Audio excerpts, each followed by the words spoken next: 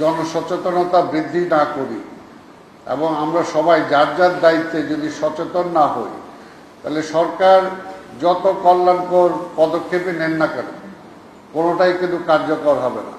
যে আমরা বারবার বলার পরেও যে অনুরোধগুলো আমরা করছি, সেই জনসচেতনতা কিন্তু সেইভাবে আমরা এখনো গড়ে তুলতে পারি নাই। মাননীয় প্রধানমন্ত্রী ঘোষিত জনকল্যাণমুখী ও নাগরিক বান্ধব নগর ব্যবস্থাপনা বাস্তবায়নের ধারাবাহিকতায় স্বাস্থ্য সুরক্ষাকে আমরা সর্বোচ্চ অগ্রাধিকার প্রদান করছি। একটি সুস্থ, নিরাপদ ও বাসযোগ্য ঢাকার নির্মাণে এই কর্মসূচি গুরুত্বপূর্ণ অবদান রাখবে বলে আমি দৃঢ়ভাবে বিশ্বাস করি। আমি আপনাদের জনসচেতনতার উপরে আবার একটু দৃষ্টি আকর্ষণ করে বলতে চাই, গতকালকে আমরা ধানমন্ডি এলাকাতে বিশেষ অভিযানে গিয়েছিলাম। সেখানে স্বাস্থ্য, রেভিনিউ, বর্জ্য এবং ইঞ্জিনিয়ারিং, রাস্তা সবকিছু মিলেই যে আমরা সমন্বিত একটা কর্মসূচি গ্রহণ করেছিলাম।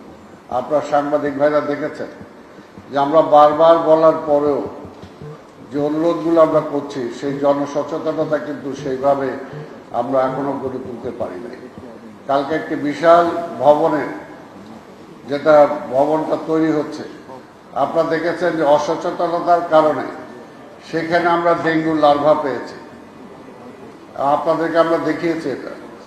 এই জন্যই বলি, যদি আমরা জনসচেতনতা বৃদ্ধি না করি এবং আমরা সবাই যার যার দায়িত্বে যদি সচেতন না হই, তাহলে সরকার যত কল্যাণকর পদক্ষেপই নেন না কেন কোনোটাই কিন্তু কার্যকর হবে না যদি আমরা আমাদেরটা না বুঝি।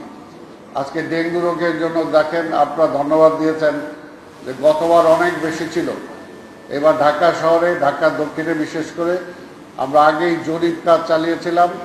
জরিপ কাজের পরে আমরা অ্যাকশনে গিয়েছিলাম এবং এই পর্যন্ত বহু কর্মসূচি আমরা পালন করেছি। সেই কারণে অনেকাংশে কমে এসেছে, আল্লাহর রহমত।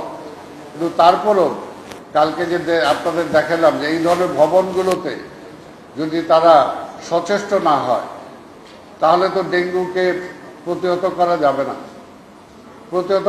না। ঠিক তেমনিভাবে আজকে যে সমস্ত কলেরা বা যে প্রোগ্রামে আমরা নেই না কেন, আজকে জনগণকে সচেতন হতে হবে।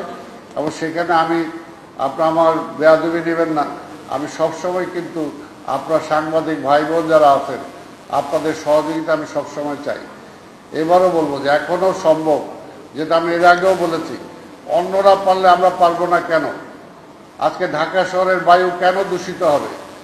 কেন সারা পৃথিবীর মধ্যে 10টা নগরের মধ্যে